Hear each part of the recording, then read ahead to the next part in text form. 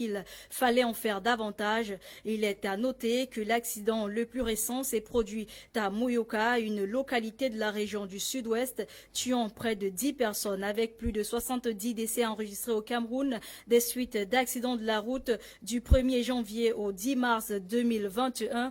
L'aîné des parlementaires est d'avis que le ministère des Transports publics au Cameroun ainsi que la gendarmerie nationale ne font pas assez. La situation des déplacés internes des régions du nord-ouest et du sud-ouest reste préoccupante. Bonamoumé est un quartier de Bonabéry, 4e arrondissement de Douala, dans lequel certains de ces déplacés internes se sont réfugiés, mais le calvaire qu'ils vivent reste ou alors est compté dans ce reportage que signe Dolingonde. From one challenge to another. These are some internally displaced persons now taking refuge in Bonamume, an outskirt around Bonaberi Douala. Their reasons for being here go beyond the ongoing battles rocking the restive Anglophone regions, and to many, the loss of shelter, material possessions, and even human lives. Well, I study here with this picking. Thing will happen for me before I want come out run come here. I've been stopped for house with this picking. I don't know say something they pass the road. Then as I stop the cook job for them, I want see they come now we're gone. As they come we're gone, start put fire for my house. Well, I don't know me the thing where they pass, so I go hide with this thing for corner land. See, sleep for down, but then burn the house. Suit gone from my door. Suit gone. I don't know me. I don't even know saying what did they pass. I'm from Kwakwa. Now the question is one start. We did Kwakwa. Time the question start. We did Kwakwa and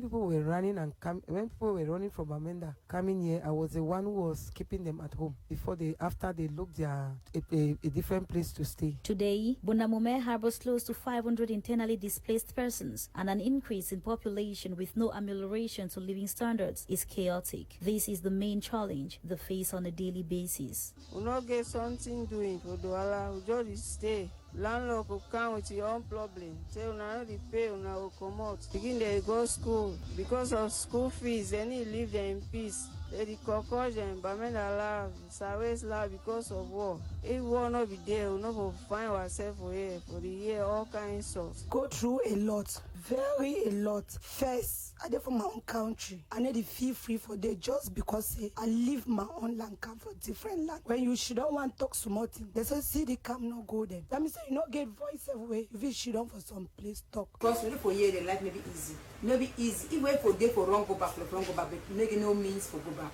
Even for here for fit the classroom. Douala in a play where man be able to, where man be able to stay for day. Because all things for here they come up more. As we go work, they didn't pay we no money. They cost we. However, the previous worries can be termed better, not upon visiting these ladies who's been ousted from this 2-bedroom planked house. For 8 months now, she says she's not been able to foot in her rentals. The mattress, which belongs to the landlord, has also been seized from her. In tears, she now narrates.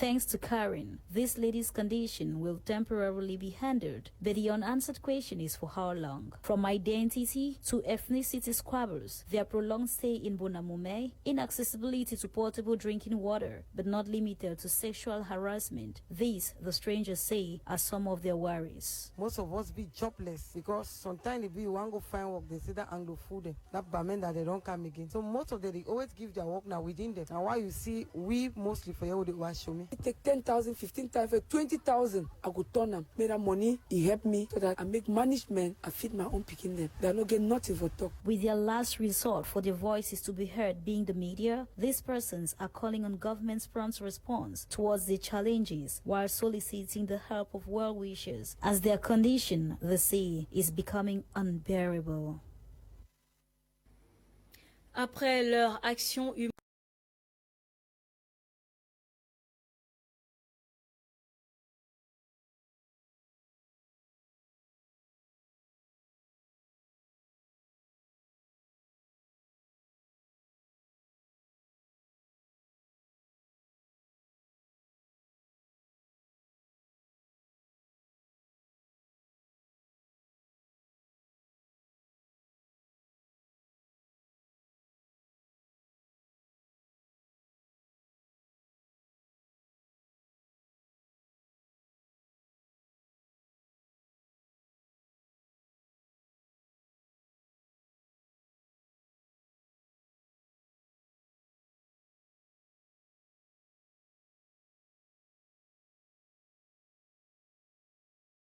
Feed the Nation is an idea that was developed by Daily Singer Foundation in collaboration with Daily's Matchups and Daily TV.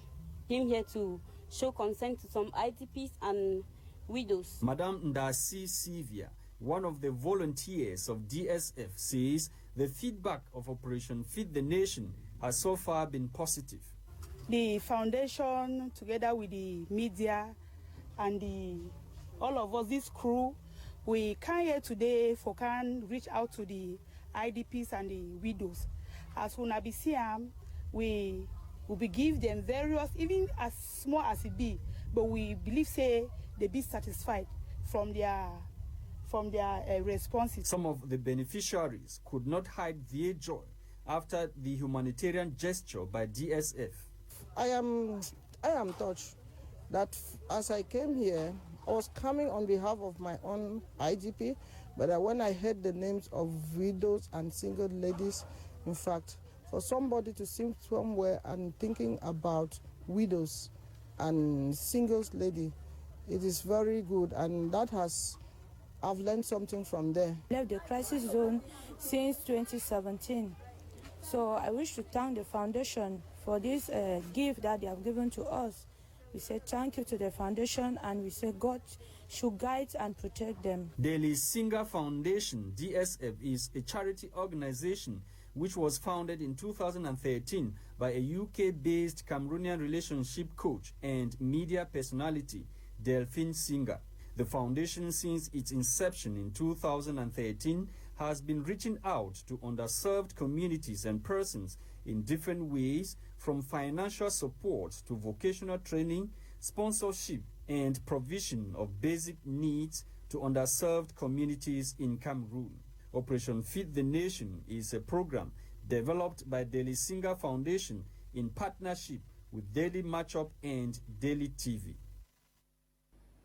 Parlons à présent Covid-19. Les gestes de protection contre la propagation du coronavirus semblent être de l'histoire ancienne dans la ville de Douala. Malgré les cris d'alerte lancés par les autorités camerounaises, les populations camerounaises font la sourde oreille. Je vous propose de suivre ce reportage.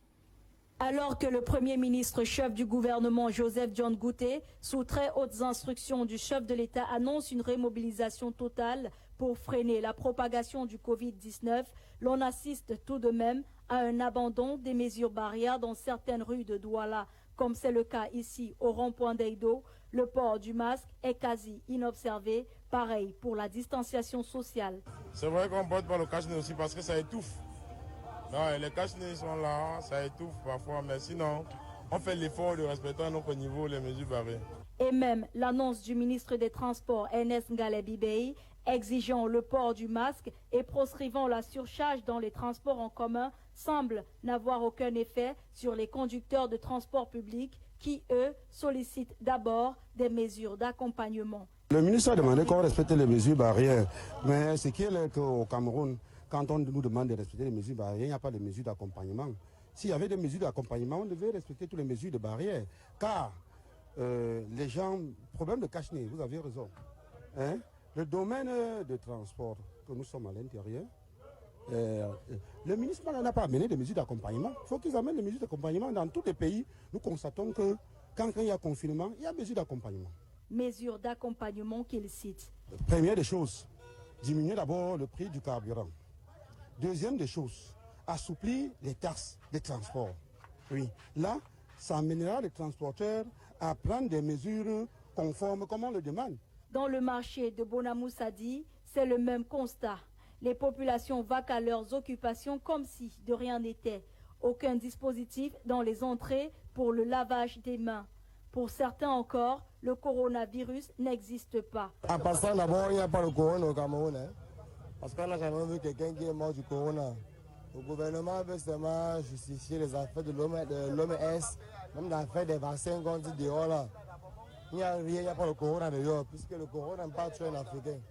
Il n'y a pas de Camerounais qui meurent du corona. C'est le mensonge. Regardez au marché, tout le monde va à l'occupation. Personne n'a le cash ni.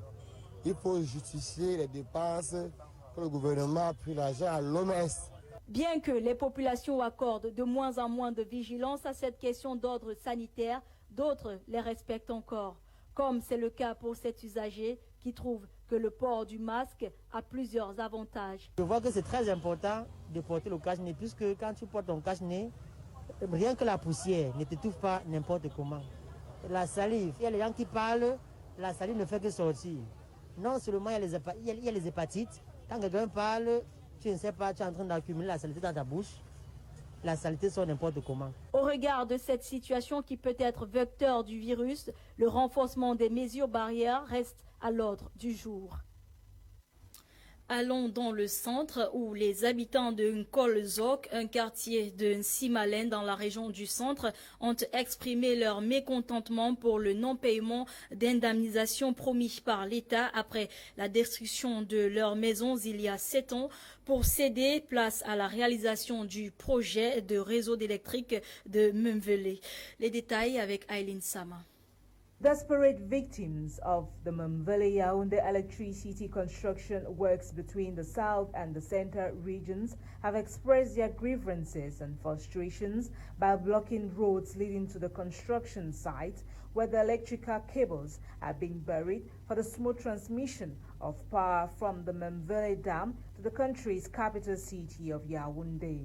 These inhabitants of Nkolzok in Nsimalen, Yaoundé 3 Council, say they are tired of waiting for their compensation money 7 years after their houses and farms were destroyed for the realization of these electrical projects. Je suis veuf, j'ai des enfants que je nourris. Je peux mourir s'ils ne me paient pas. Les avocats, tout, plus de 500 mètres carrés. Et 3 maisons. Maintenant qu'on dit qu'on va nous enlever, on nous envoie où? On va aller vivre où? Si on ne nous indemnise pas, le fil ne peut pas passer en haut de nos maisons. The Director General of EDC, Theodore Sangu, descended to the scene to talk to those affected by the construction works, promising them that they will be paid soon, following the instructions of the Prime Minister, but that the cables must be connected first. Je voudrais prendre l'engagement devant vous que le Premier ministre, chef de gouvernement, m'a instruit d'accélérer votre indemnisation. Ça, l'argent est déjà là. Dès que le décret sort, je viendrai vous payer. Je voudrais votre indulgence. Mais je vous dis qu'avant que la vraie ligne passe, vous serez déjà indemnisé. Mais il faut commencer par mettre les pylônes. However, the victims rejected his proposal or promise. On va attendre, vous dites que vous faites passer les pylônes. Pour vous, c'est fini avec le projet est parti. 2 mois, c'est trop. Je peux mourir même avant les 2 mois. Non, je peux pas m'engager. Je dis 2 mois, c'est trop. Parce que dire que vous allez faire passer les pylônes avant de nous payer, je dis non. Mon frère. Reacting to them, Theodore Sangu said, if the cables are not connected between now and June-July from Memvele to Yaoundé, the entire country will face an electricity crisis. Je vous assure que si d'ici le mois de juin-juillet, l'énergie de Memvele n'atteint pas Yaoundé, le Cameroun sera dans une crise énergétique. The project to transmit 211 megawatts of electricity power from Memvele to Yaoundé risks not being completed on time as this angry population vows that they must be compensated before any other work continues on the electrical line. Les déplacés internes de Tiko, fuyant les tensions dans le nord-ouest, ont reçu des dons du faune d'un village appelé Koslin dans le département de la Menchum. Le reportage de Kuma Honoré. Some internally displaced persons from Koslin village in Menchum division residing in Tiko subdivision have received a consignment of gifts from the traditional ruler of Koslin village, His Royal Highness Fonju Wilson, in a recent outing by the fund to provide assistance to its subjects who are displaced as a result of the ongoing socio-political crisis in the northwest and southwest regions. The gifts, which comprised of bags of rice, salt, buckets, oil, soaps, toiletries, just to name but these few, was handed over to a total of 99 internally displaced persons at the explanade of the divisional office in Tiko. Welcoming the chief and his entourage, the divisional officer for Tiko subdivision called on the population to be law-abiding and learn to live with one another as brothers and sisters with diverse identity but one national identity. He reminded the population that social cohesion, solidarity, and national integration are some of the policies of the New Deal government, which is incumbent for them to uphold. On his part, the traditional ruler of Koslin village, His Royal Highness Fonju Wilson, called on his subjects to be law-abiding and respect the customs and traditions of the custodians of the land as well as the indigenous population. He thanked the traditional rulers in Fako division and Tiko subdivision in particular and called on them not to relent their efforts in providing assistance to internally displaced persons living in their communities. He further reassured the population of a second phase of his humanitarian gesture, which the Ministries of Territorial Administration and State Property and Land Tenure will be supporting with more gifts for the IDPs. I realize that the situation is very disheartening and deplorable because there are times that some people that live without eating. Some of them don't have what to eat. Some of them sleep on cartons. They go to the market and pick cartons that people have used in buying TV, salons, and they sleep. So in the next plan of action, we'll bring in mattress to give to them so that they could sleep comfortable. We know food, the stomach is the first thing.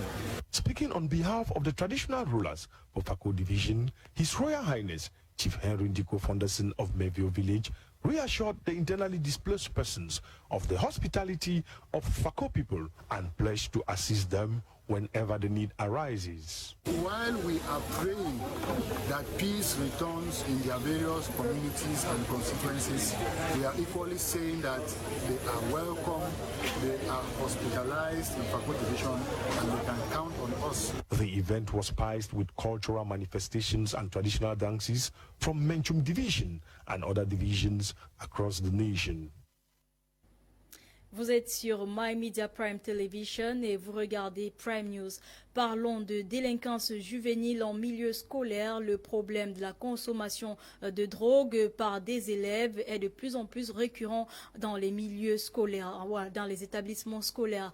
Notre reporter de l'Est a fait une descente dans certains lycées de Berthois pour toucher du doigt ce phénomène. Le reportage de Jean Didier.